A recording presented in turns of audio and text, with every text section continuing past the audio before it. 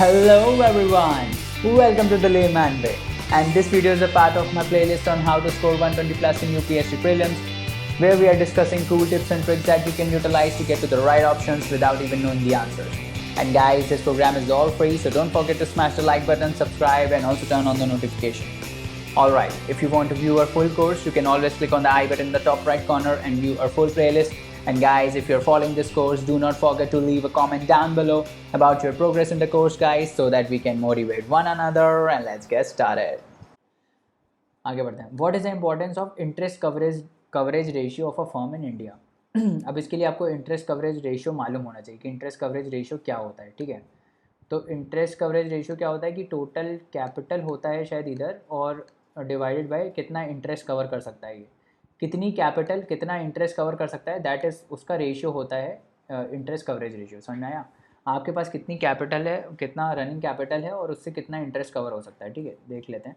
हाँ, earnings before interest and taxes upon interest expense, मतलब कितना आपको इंटरेस्ट पे करना है और आपके पास कितनी अर्निंग्स आ रही हैं कैपिटल में, कितनी अर्निंग्स आ रही हैं जिससे आप इंटरेस्ट पे कर पाते हो. ठीक है, तो इसका फॉर्मूला होता है. ठीक है, वो होता है इंटरेस्ट कवरेज रेशियो. ठीक है, अब क्या बोल रहे हैं, ये आपको पता होना चाहिए तभी कर पाओगे. ठीक है, नहीं तो नहीं कर पाओगे, नहीं तो गलत कर दोगे. इंटरेस्ट कवरेज रेशियो का अगर चीज़ नहीं पता है, कुछ भी आइडिया नहीं है, तो आप ऐसे दिमाग लगा सकते हो कि भाई इंटरेस्ट को कवर करने के लिए हमको कुछ पैसा चाहिए, कितना वो पैसा होगा, बट ऊपर होगा डिनोमिनेटर में कि नीचे होगा, उस पर ही ये पूरा बेस्ड है चीज़. ठीक है, इंटरेस्ट कवरेज रेशियो क्या होता है कि इंटरेस्ट जो आपके पास जो आपके पास कैपिटल आ रहा है, जो आपके पास रेवेन्यू आ रहा है, अर्निंग्स जो हैं आपकी. ठीक है, अर्निंग्स डिवाइडेड बाय इंटरेस्ट. ठीक है, that is called interest coverage ratio. ठीक है, अब क्या है, it helps in understanding the present risk of a firm that a bank is going to give loan to. सही बात है, रिस्क एसेस करने के लिए होता है इंटरेस्ट कवरेज रेशियो. अगर रिस्क नहीं होगा, मतलब अगर आप आपके पास इतनी अर्निंग्स नहीं आ रही है कि आप इंटरेस्ट पे कर पा रहे हो, तो ज़्यादा रिस्की है ना.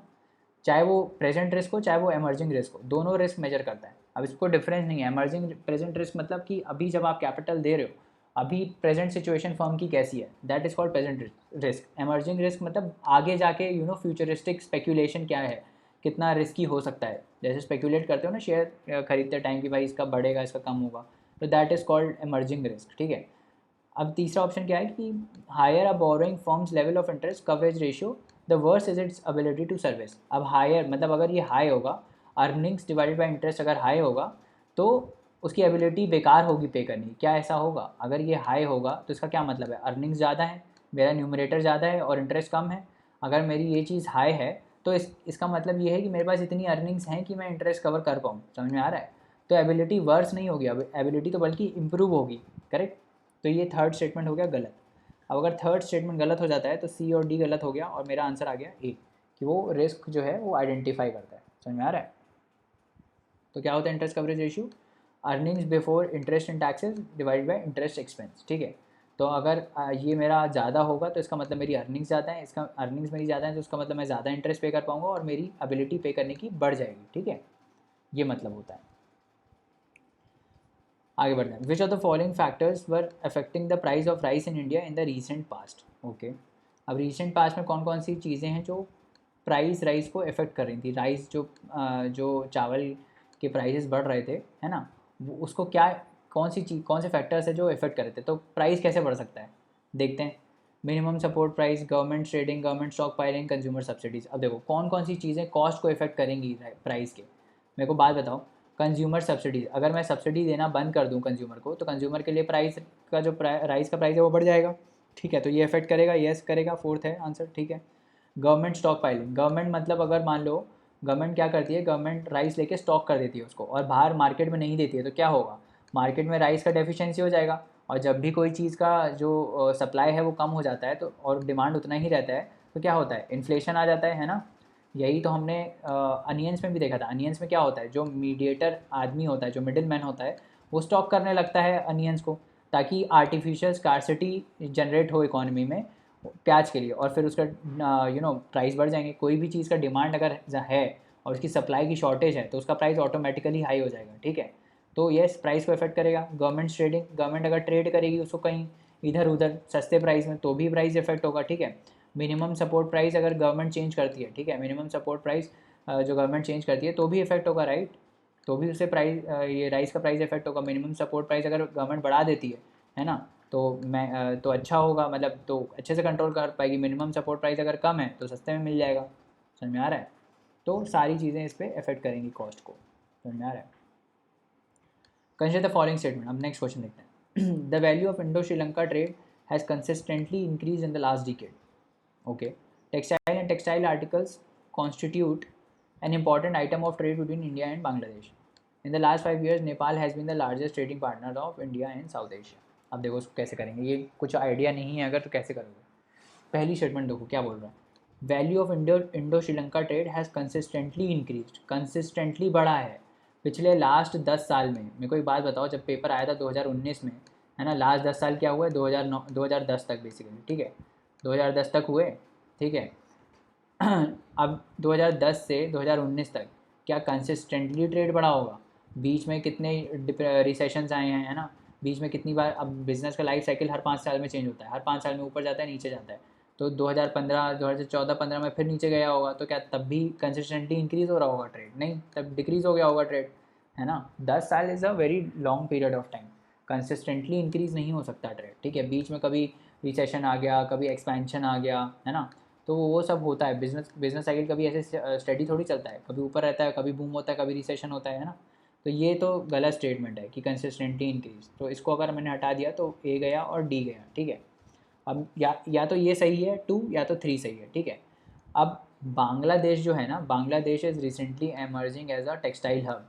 बांग्लादेश का टेक्सटाइल इंडस्ट्री इतना फेमस हो गया है कि जो कंपनीज है जैसे H&M है, ज़ारा है, ये लोग इन्होंने सब ने अपना मैन्युफैक्चरिंग यूनिट बांग्लादेश में सेटअप किया हुआ है, क्योंकि टेक्सटाइल का बहुत बड़ा मैन्युफैक्चरिंग मतलब बहुत इंसेंटिव दे रही है बांग्लादेश की गवर्नमेंट, ठीक है। तो टेक्सटाइल हब बन गया है बांग्लादेश उसका। तो ये एक्चुअली में सही चीज़ है कि टेक्सटाइल और textile articles constitute an important item. Yes, textile ही तो है मेन चीज़ बांग्लादेश का। एक ही तो आइटम है जो बांग्लादेश बहुत अच्छा करता है, दैट इज़ टेक्सटाइल। समझ में आ रहा है? और अगर ये नहीं भी मालूम है तो in the last 5 years Nepal has been the largest trading partner in South Asia. Nepal होगा क्या? नेपाल खुद ही इतना गरीब देश है ना, कहाँ से लार्जेस्ट ट्रेडिंग पार्टनर हो जाएगा इंडिया का? नहीं होगा, है ना। मैं ये आप गैस कर सकते हो कि भाई श्रीलंका हो सकता है या बांग्लादेश हो सकता है ना। दूसरे नंबर पे हो सकता है नेपाल हो, लेट्स से, बट स्टिल मतलब नेपाल पहले नंबर पे तो नहीं होगा, राइट। तो देख लेते कौन सा है। Bangladesh is the largest trading partner followed by Nepal. देखा, मैंने बोलता ना, बांग्लादेश सबसे ज़्यादा है, फिर नेपाल है, ठीक है, फिर श्रीलंका है। तो इस टाइप से आगे बढ़ते हैं। In which of the following groups are all 4 countries members of G20। अब मेरे को तो ये याद थी कि G20 मेंबर्स की कंट्रीज़ कौन कौन सी हैं, ठीक है, तो उस हिसाब से मैंने इसको कर दिया था। आगे बढ़ते हैं। Under the Kisan credit card scheme, short term credit support is given to the farmers for which of the following purposes. KCC के लिए कौन सी ऐसे KCC जो किसान क्रेडिट कार्ड स्कीम है, ठीक है, किसान क्रेडिट कार्ड क्या है कि फार्मर्स को क्रेडिट कार्ड मिलता है, ठीक है। फार्मर्स जो हैं वो क्रेडिट कार्ड से खर्चा कर सकते हैं 50,000 तक का, ठीक है। Credit card support is given to the farmers for which of the following purposes. क्या क्या पर्पस के लिए क्रेडिट किसान क्रेडिट कार्ड से खर्चा हो सकता है, ठीक है, ये पूछ रहा है। तो चलो देखते हैं क्या क्या है ऑप्शंस में। अब इतने सारे ऑप्शन है ना, कोई एक तो गलत हो गई इसमें, सारे सही नहीं होते जनरली ऐसे ऑप्शंस में। पहला ऑप्शन कह रहा है कि working capital for maintenance of farm assets, ठीक है, किसान का क्रेडिट कार्ड है, ठीक है, वो अब किसान को क्रेडिट कार्ड दिया तो किसानी के लिए दिया होगा, है ना, तो उसमें ये चीज़ तो आती है, working capital for maintenance of farm asset, farm assets के मेंटेनेंस के लिए खर्चा कर सकता है, येस कर सकता है। Purchase of combined harvester, tractors and mini trucks, क्या पता। Consumption requirements of farm households, I guess ये भी सही है, कंजम्पशन रिक्वायरमेंट जो फार्म के हाउस होल्ड्स की कंजम्पशन है उसके लिए भी होगा। पोस्ट हार्वेस्ट एक्सपेंसेस, ये तो है ही डेफिनेटली, तो 1 और 4 तो डेफिनेटली है ही, ठीक है। 1 और 4 किस केस में है? 1 और 4 दो ही में है, देखो, एक तो ये है और एक डी है, राइट, एक डी है और एक डी है, ओके। और फिफ्थ क्या बोल रहा है? Construction of family house. अब इन दोनों में से कोई एक ऑप्शन है, ठीक है। अब इन दोनों में से क्या डिफरेंस है इसमें? देखो, इसमें 2 और 5 भी है और इसमें 2 और 5 नहीं है, ठीक है। तो एक ये वाला डाउट वाई कैटेगरी वाला है और एक फिफ्थ देख लेते हैं क्या बोल रहा है। Construction of family house and setting up of village cold storage facility. अब ये तो बड़ा ही बेकार स्टेटमेंट है। क्यों? मैं बताता हूँ क्यों। अब आप किसान को क्रेडिट कार्ड दे रहे हो, ठीक है, जिसका लिमिट कितना है? मैक्सिमम 50,000 का, ठीक है। उसमें वो घर कैसे बनाएगा? पहली बात तो वो 50,000 में घर कैसे बनाएगा? चलो घर के लिए तो होता ही नहीं, पहली बात किसान क्रेडिट कार्ड, ठीक है। दूसरा कोल्ड स्टोरेज फैसिलिटी, अब विलेज में जाके वो अपने पैसे क्रेडिट कार्ड का पैसे यूज़ करके कोल्ड स्टोरेज का फैसिलिटी बनाएगा। कोल्ड स्टोरेज का जो फैसिलिटी होता है ना वो बहुत महंगा आता है, ठीक है, उसको बनाने में बहुत पैसा लगता है। तो इतना तो किसान क्रेडिट कार्ड में मिलता भी नहीं है जितने में ये कोल्ड स्टोरेज फैसिलिटी ये सेटअप कर सकता है। और प्लस वो सिर्फ क्यों करेगा किसान क्रेडिट कार्ड, ये तो किसका काम है, ये तो स्टेट गवर्नमेंट का काम है ना। पीछे ही तो देखा था हमने अभी, पीछे वाले उसमें किस में तो था ही अभी, किसी में तो था ना पीछे अभी कि गवर्नमेंट जो है कोल्ड स्टोरेज फैसिलिटी सेटअप करेगी, ठीक है। तो वो तो गवर्नमेंट का काम है, किसान का काम थोड़ी है वो, ठीक है। तो फिफ्थ हो जाता है गलत। फिफ्थ आप गलत करोगे तो आंसर आ जाएगा आपका बी, ठीक है। एलिमिनेट मैंने बोला था ना, एक ऑप्शन होता है जो आप एलिमिनेट कर सकते हो, तो वो यही ऑप्शन है कि कोल्ड स्टोरेज फैसिलिटी किसान अपनी क्रेडिट कार्ड से क्यों पैसे देगा उसके, ठीक है। तो ये है। Consider the following statement, the weightage of food in consumer price index is higher than WPI, ठीक है। अब ये CPI WPI बहुत ही इंपॉर्टेंट चीज़ है, ये तो आपको पढ़नी ही है, मतलब ना कि इसमें कौन कौन से कंपोनेंट्स होते हैं। अब इसमें फूड भी होता है, ठीक है, तो फूड का इसमें CPI में ज़्यादा होता है, ठीक है। तो ये स्टेटमेंट पहला वाला सही है, ठीक है। WPI does not capture changes in the prices of services which CPI does. ये CPI और WPI में डिफरेंस यही है कि CPI में गुड्स एंड सर्विसेज दोनों होता है, WPI में सर्विसेज नहीं होता है ना। तो 1 और 2 सही है। थर्ड क्या बोल रहा है, RBI has now adopted WPI, गलत है। RBI तो CPI ऑल इंडिया यूज़ करता है इन्फ्लेशन को मेजर करने के लिए, थर्ड गलत हो गया। इसका आंसर क्या हो गया, ए, ठीक है। अब देखो, कंसिडर द फॉलोइंग पेयर्स, ये रिवर है और ये किस में फ़्लो होती है, ठीक है। अब ये आपको पता होगा तभी कर पाओगे, थोड़ा बहुत वर्ड जोग्राफी का क्वेश्चन है ये। अब इसमें मेरे को तो ऐसे पता था कि वोल्गा जो है वो कैस्पियन सी में ड्रेन करती है, ठीक है। तो ये मेरे को पता था, बस ये मेरे को थर्ड पता था। और जाम्बेज़ी का एक बार नाम सुना था कि वो विक्टोरिया फॉल्स पे रहती है, विक्टोरिया फॉल्स रिवर जाम्बेज़ी के ऊपर है। मेरे को पता नहीं था कि इंडियन ओशन में ड्रेन करती है कि नहीं, तो मेरा तो ये गलत हो गया था वैसे, ठीक है। बट इसका 3 अगर आपको पता है तो 3 अगर आपको पता है तो बी और सी में से आप तुक्का मार सकते हो, ठीक है। मैंने इसका आंसर सी मारा था जस्ट ऐसे ही गैस करके, ठीक है। बट सॉरी, जाम्बे मैंने इसका आंसर बी मारा था क्योंकि मेरे को लगा था कि ये इंडियन ओशन में नहीं है, बट एक्चुअली में ये इंडियन ओशन में जाती है जाम्बेज़ी, ठीक है। तो देखो दो जब 50-50 आप एलिमेंट कर देते हो ना, और बहुत ही ऐसे 50-50 में एलिमेंट करके अगर बहुत सारे क्वेश्चन नहीं है तो एक दो में मार सकते हो आप ऐसे कि भाई नेट में वो पॉजिटिव हो जाता है, एक में ये गलत है कहीं और सही हो गया होगा, इस टाइप से। मैंने जब मॉक्स दिए थे अपने तो मेरे को ऐसा एनालाइज हुआ कि ऐसे होता है मेरे साथ, ठीक है, तो मैंने मार दिया था।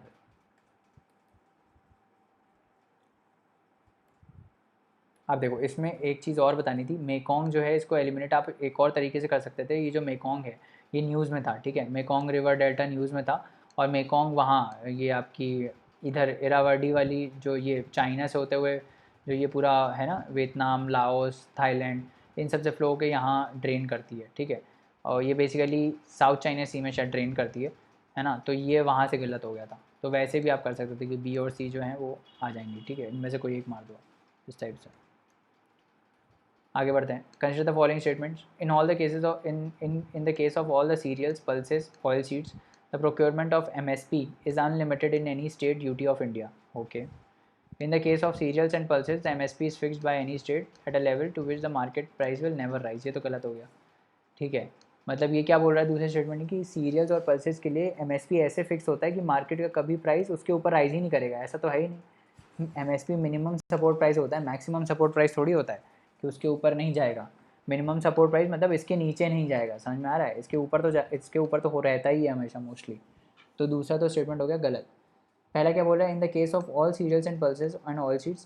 पहला है ये देखो, एक्सट्रीम स्टेटमेंट का लिंक हमको मिल गया, ऑल सीरियल्स, सारे cereals, pulses and oil seeds, the procurement at MSP is unlimited in any state. Unlimited मतलब ये लॉजिकली कैसे गलत हो जाएगा मैं आपको बता रहा हूँ। अगर ये मान लो अनलिमिटेड है, ठीक है, अगर ये सारे सीरियल्स पल्सेस का जो जो प्रोक्योरमेंट है स्टेट के लिए वो अनलिमिटेड होगा तो क्या होगा, मान लो फाइनेंशियल क्राइसिस आ गए, ठीक है, और फार्मर का बिक नहीं रहा है, फार्मर का प्रोड्यूस बिक नहीं रहा है, तो फार्मर अर्निंग करने के लिए क्या करेगा, वो खूब सारा प्रोड्यूस करेगा और स्टेट के पास चला जाएगा, बोलेगा आप तो अनलिमिटेड प्रोक्योर करते हो MSP, आपने बोला था आप मेरा प्रोक्योर करो। तो गवर्नमेंट कब तक इसका ये लाइबिलिटी करती रहेगी, एड्रेस नहीं कर पाएगी ना। तो ये अनलिमिटेड तो नहीं होगा, ठीक है। तो ये तो वैसे भी गलत हो गया, एक्सट्रीम स्टेटमेंट है ना, अनलिमिटेड, कितना भी प्रोड्यूस करो सब स्टेट ले लेगा, ये तो बेकार सी स्टेटमेंट है। तो इसका आंसर हो जाएगा डी, ठीक है। तो चलिए दोस्तों, आज के लिए इतना रहने देते हैं। नेक्स्ट लेक्चर में और कंसेप्ट्स को पढ़ेंगे। जाने से पहले लाइक शेयर सब्सक्राइब ज़रूर करें, अपने दोस्तों को रिकमेंड करें। अपनी क्वेरीज़ आप हमको queries@thelaymanway.com पे भेज सकते हैं, जहाँ पे हम आपका रिप्लाई इंस्टेंटली करेंगे। और पढ़ते रहिए, हार्डवर्क करते रहिए, है ना। अगले लेक्चर में मिलते हैं। Thank you, bye bye, take care. तो चलिए दोस्तों, आज के लिए इतना रहने देते हैं। नेक्स्ट लेक्चर में और कंसेप्ट्स को पढ़ेंगे। जाने से पहले लाइक शेयर सब्सक्राइब ज़रूर करें, अपने दोस्तों को रिकमेंड करें। अपनी क्वेरीज़ आप हमको queries@thelaymanway.com पे भेज सकते हैं, जहाँ पे हम आपका रिप्लाई इंस्टेंटली करेंगे। और पढ़ते रहिए, हार्डवर्क करते रहिए, है ना। अगले लेक्चर में मिलते हैं। Thank you, bye bye, take care.